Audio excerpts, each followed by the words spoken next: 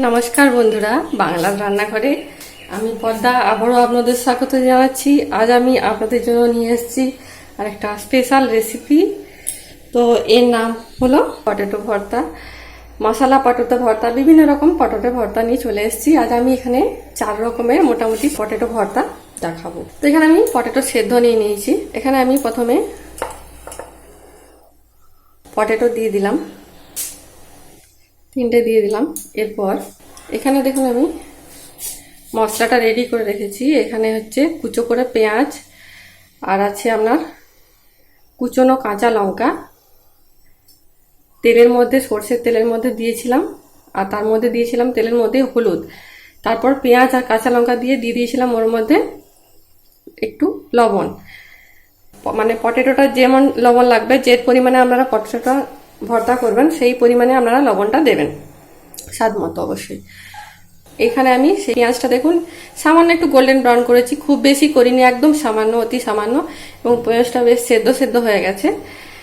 এর পর্যায়ে আমি এটা নামিয়ে ফেলেছিলাম। এরপর আমি এটা এখানে 2 টেবিল স্পুন দিয়ে দিচ্ছি। তারপর আমি হাত দিয়ে ভালোভাবে মিশিয়ে নিচ্ছি। এর মধ্যে নুন দেওয়ার প্রয়োজন নেই, কারণ এতে নুন অলরেডি দেওয়া আছে এবং তেল অলরেডি দেওয়া আছে, মশলাটার মধ্যে সব কিছু আছে।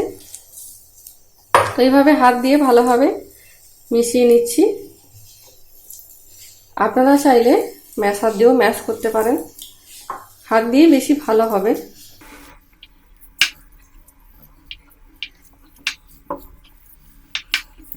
আমার 1 নম্বর রেডি হয়ে গেল মশলা পটেটো ভর্তা, রেডি। এটা তুলে নিচ্ছি। সেম পাত্রেই আমি আবার একটা দেখাচ্ছি, আবার একটা টাইস।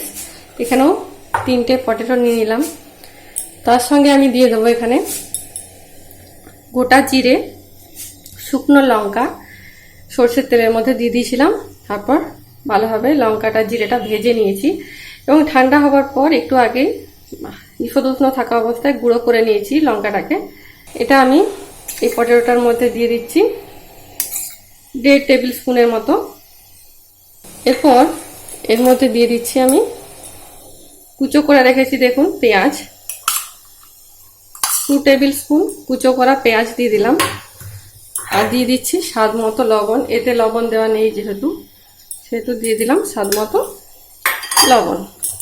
এরপর আবারও হাত দিয়ে ভালোভাবে চটকে নিচ্ছি। তো দেখুন বন্ধুরা, 2 নম্বর ভর্তা আমার রেডি হয়ে গেছে। এটা আমি তুলে নিচ্ছি। এরপর 3 নাম্বার, এখানেও আমি 3টে আলু সেদ্ধর টুকরো দিয়ে দিচ্ছি।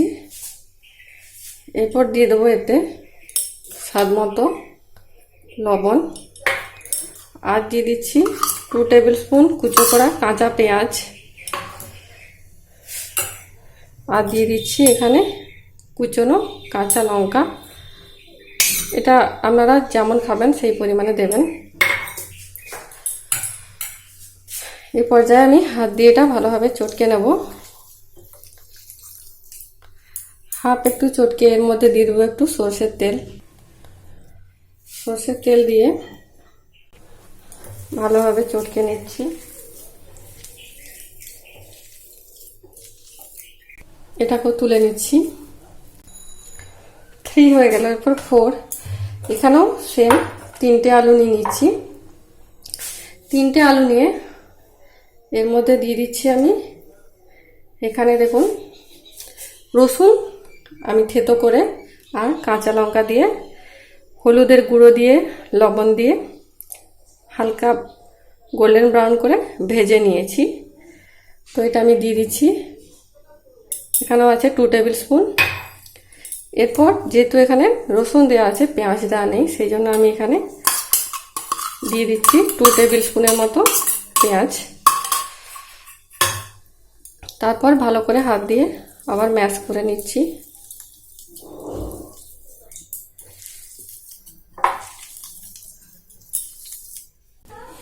এটাও রেডি হয়ে গেছে, তুলে নিচ্ছি এটাকেও।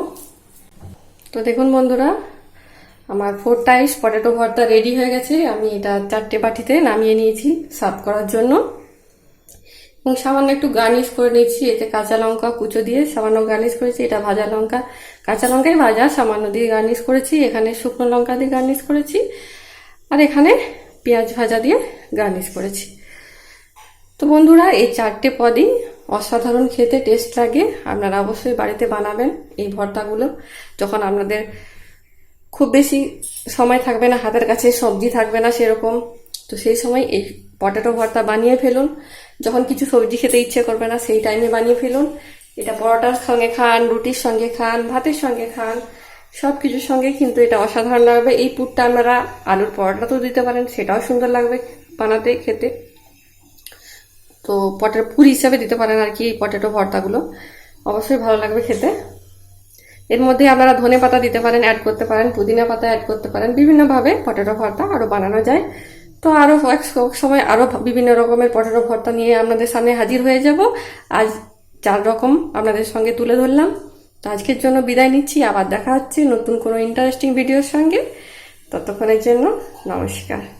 কিন্তু অবশ্যই আপনারা আমার চ্যানেলকে লাইক করবেন, কমেন্ট করবেন, সাবস্ক্রাইব করবেন, বেল বাটন অবশ্যই দাবাবেন, যাতে আমার লেটেস্ট ভিডিওগুলি আপনাদের কাছে সরাসরি পৌঁছে যেতে পারে।